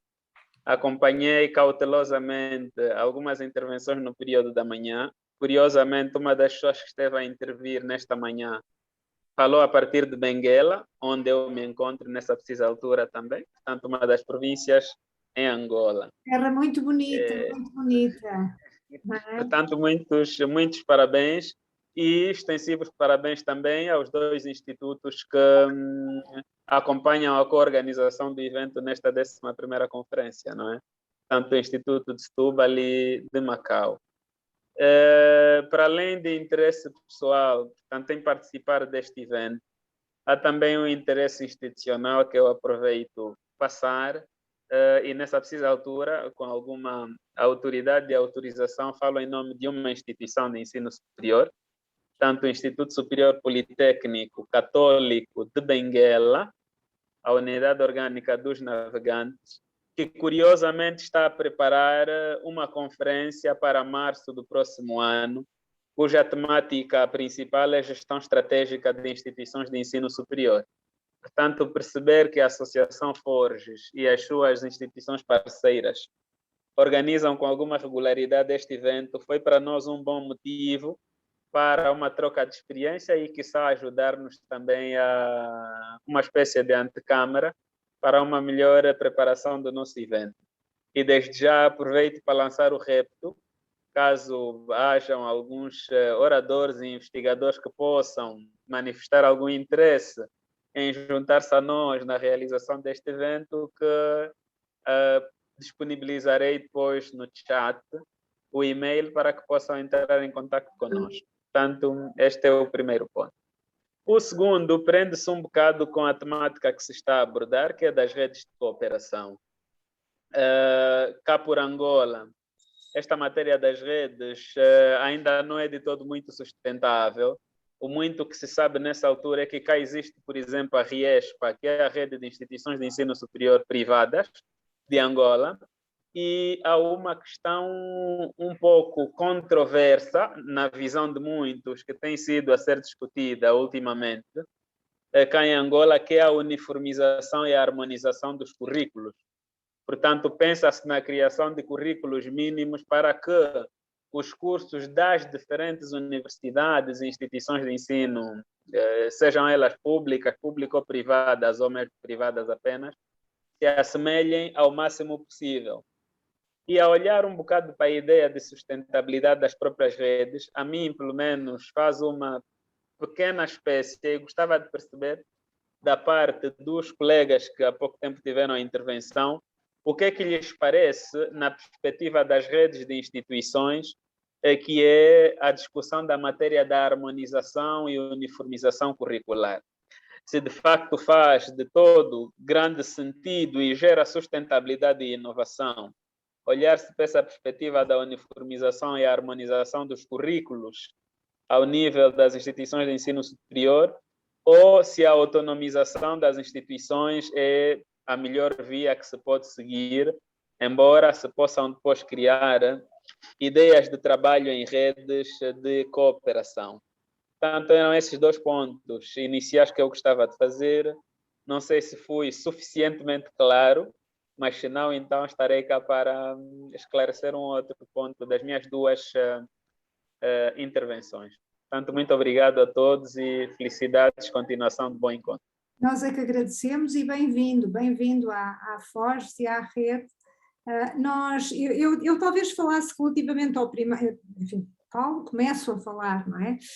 Relativamente ao primeiro ponto, no sentido eu acho que muitos de nós teremos muito gosto em participar, eu pessoalmente terei muito gosto em participar, então gestão estratégica é um bocadinho aquilo que eu gosto particularmente, mas eu diria que há uma obra que é importante conhecer, que é, nós fizemos um roteiro de planejamento estratégico, que foi digamos, uma obra feita com base em partilhas, quer de textos elaborados de propósito para o assunto, quer de boas práticas ou práticas simplesmente, e relativamente à gestão estratégica, isto foi penso que a obra é de 2015, salvo erro, mas de facto foi um trabalho que foi buscar, baseou-se digamos, na rede Forges e no contributo de muitos. Nós podemos depois, eu posso aqui enviar no chat a referência que está impresso pela imprensa da Universidade de Coimbra, mas é de facto pode ser inspirador, porque é uma obra que tem, para além de ter sido feita a muitas mãos dos diferentes países, alguns de nós até aqui que estão aqui participaram, e que eu tive o prazer de coordenar também por interesse, porque é a minha área, não é? Portanto foi de alguma forma, mas tem uma outra coisa muito interessante no fim, que é quase que um guião dos passos do planejamento estratégico e planeamento, planejamento, e portanto até brinca com o J entre parênteses, porque o português pode ser falado de muitas formas, não é? E portanto é interessante, acho que vale a pena ver, embora já tenha alguns anos, mas acho que esse guião, enfim, guia de orientação, é interessante e portanto, mas não tenho dúvidas que muitos de nós teremos maior gosto em colaborar, em participar, e eu pessoalmente tenho. E passo relativamente à questão da harmonização e da autonomia, eu penso que muitos quererão falar e muitos, acho que quase todos pensaremos, enfim, não sei, atrever-me a dizer que provavelmente, não sei se discordamos muito uns dos outros nesta matéria, mas já agora passo à Márcia, ao Joaquim, ou a quem entender. Vou falar então um pouquinho. Eu gostei muito da intervenção do representante da GEP, né? GEP. E ele traz uma questão muito instigante, não é? Que é um currículo único, um currículo mínimo, um currículo que vai homogeneizar, no caso, as instituições superiores, privadas e públicas. Eu questiono, entendeu? Eu questiono muito essa perspectiva. Então, eu entendo que nós devemos ter princípios gerais, algo, né, que tenha em comum no horizonte. Agora, entre isso e partir para normatizações e colocar controles muito rígidos na prática pedagógica e docente nas instituições superiores, eu acho questionável. No Brasil, a gente tem uma experiência, estamos vivenciando uma experiência de ter uma base nacional comum curricular. Eu me posiciono entre aqueles que não consideram que essa proposta da base ela seja efetiva para os fins educacionais que nós temos. Então, a minha visão é de que a autonomia deve ser respeitada das instituições, que o debate ele deve prevalecer e que os fins educacionais têm que ser explicitados e as instituições assumirem nos seus respectivos projetos pedagógicos quais são os seus valores, qual é a sua missão, e que isso, então, explicite os caminhos. Então, não posso ter uma instância que ela vai determinar os currículos para as universidades, as instituições de ensino superior, públicas, privadas. Eu acho isso até muito difícil que, na prática, no chão da escola, no chão da universidade, isso venha a se materializar. Acho que é muito mais uma tentativa de um controle externo e que bate de frente com o ideal de uma universidade crítica, do Instituto Superior, que reflita e busque decidir de forma autônoma, considerando, evidentemente, a realidade de cada país, vendo o futuro, pensando em inovações, mas tendo o seu caminho. no seu caminho. É assim que eu penso. E também na gestão democrática. Então, pelo menos, se junta o autoritarismo com os currículos únicos, então não sei que mundo será esse. É isso. Muito obrigado, muito obrigado. A questão da autonomia é uma questão fundamental, não é? No mundo das instituições de ensino superior. Agora, é uma questão fundamental. Também a questão da construção, da co-construção, da construção em conjunto, que de resto até na Europa foi um bocadinho, enfim, um caminho que permite, por exemplo, mobilidade no espaço, porque não há propriamente uma união, não estamos a falar de uniformização de currículos, mas estamos a falar de áreas, digamos, de mobilidade, áreas que de alguma forma obedecem a critérios que foram definidos, apurados e que são respeitados em todos os lados, mas com autonomia. E a propósito, Joaquim, inclusivamente nós estivemos a refletir sobre alguns projetos que podemos fazer, nós Forges, e no âmbito até da CPLP, não é? Joaquim teve-me a ajudar com a experiência que teve também na questão dos estándares europeus e da construção, que foi feita muito a partir de projetos piloto, ou seja, de projetos piloto de construção em determinadas áreas temáticas, não é? De um conjunto de critérios e depois, eventualmente, respeitados esses critérios, então há mobilidade, ou há digamos, há alguma possibilidade de, não é de comparar, mas de considerar que pertencem ao mesmo, que tem um espaço mais ou menos homogéneo de mobilidade, não é, Joaquim? Não sei se foi muito clara, mas enfim. Não estamos a ouvir-te. Acho que a questão crucial no desafio, digamos assim, que foi colocado é o que é exatamente a harmonização. E acho que a experiência europeia, sob esse ponto de vista, é muito significativa, não é?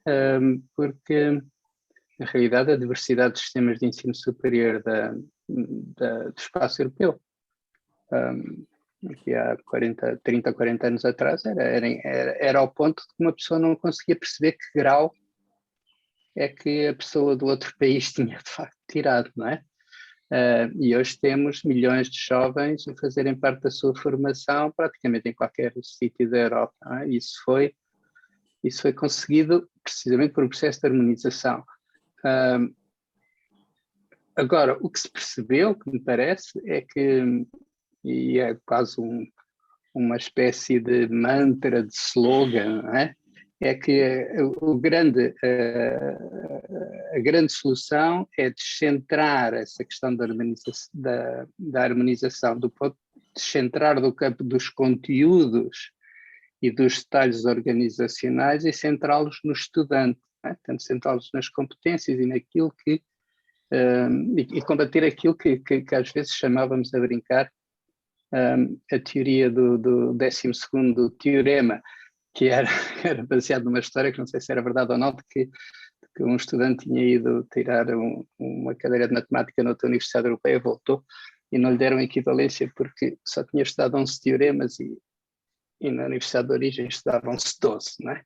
Portanto, como faltava o 12º teorema, não se podia dar equivalência. Portanto, essa história, que não sei se é verdade ou não, mas cristalizava essa ideia. O que é harmonizar? É dizer que estudaram exatamente a mesma coisa? Acho que isso também foi o que a colega disse em relação ao contexto brasileiro. Não, na Europa o truque foi feito centrando nas competências, portanto, que tipo de competências, que tipo de capacidades é que desenvolvem no estudante, que na realidade tem uma relação, obviamente tem alguma relação, mas não tem uma relação completamente determinística com o nome das disciplinas que estudou, com quantas horas estudou, etc.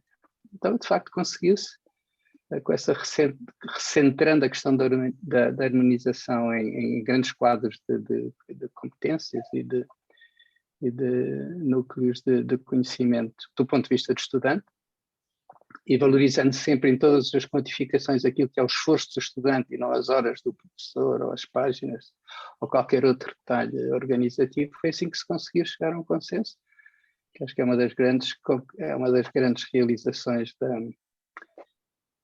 de facto do projeto europeu, E que é tanto mais notável quanto foi conseguida numa área em que, de facto, não há uma autoridade central europeia. Portanto, a Comissão Europeia não tem jurisdição sobre sistemas educativos. Portanto, foi um processo espontâneo de convergência, induzido, mas espontâneo.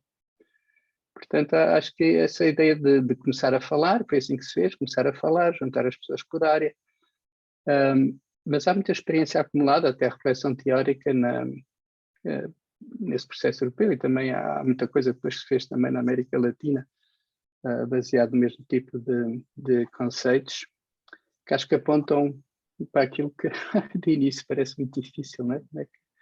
Como é que vamos juntar os nossos currículos todos e fazê-los funcionar juntos?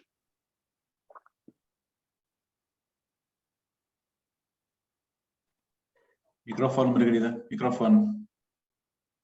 Desculpa, obrigada. Eu estava a dizer com diálogo, não é? E com objetivos comuns, respeitando a autonomia e respeitando, no fundo, no caso europeu também, a questão da diversidade, que é importante, não é?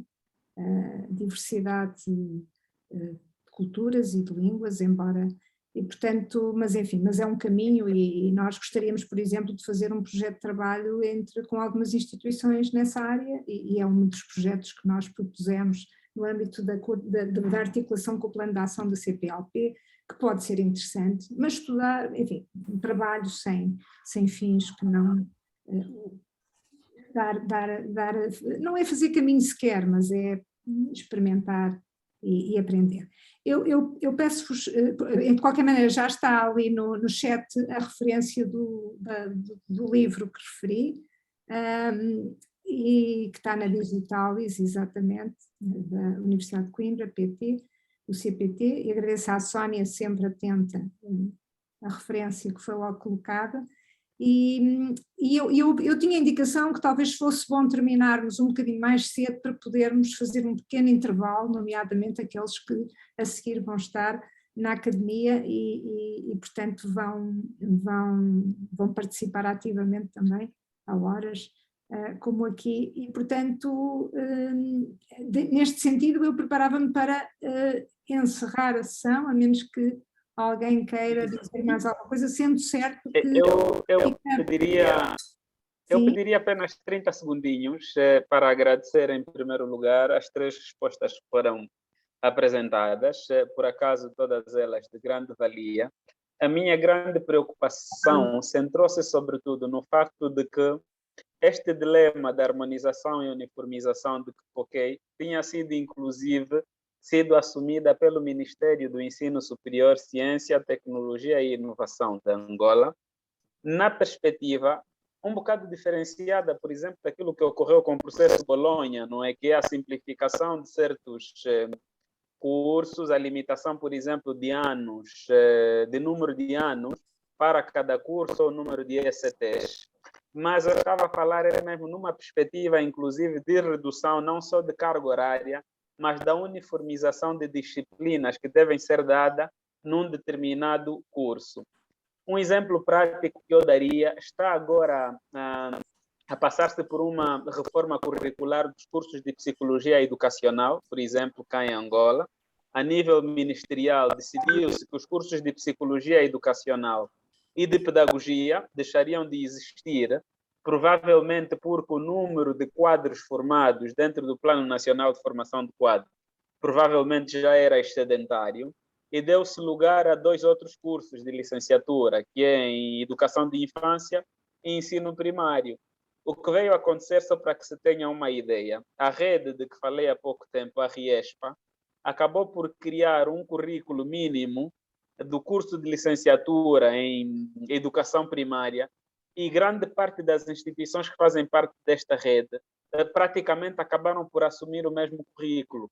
Isto no âmbito de um desafio que vinha sendo lançado pelo próprio Ministério. Eu, particularmente, vejo algum risco na adoção destas políticas, daí ter levantado também a questão da autonomia didática, pedagógica e científica das instituições, de tal forma que o que se possa perceber é efetivamente a sincronia nos requisitos mínimos ou das competências, como disse há pouco tempo o professor, acho que é Joaquim, não é? Sim, Disse sim, que sim. Portanto, pois, é mais ou menos nessa perspectiva que eu percebo. Ora, este espaço não permite para tanta discussão a esse nível. Provavelmente num outro fórum, se calhar Não, sem poderíamos dúvida, desenvolver um aliás, bocado mais. aliás Sim. na academia, na área da inovação pedagógica, é uma área onde, de alguma forma, embora não só este tipo de questões, mas estas questões também têm a ver com política educativa e há outros fóruns.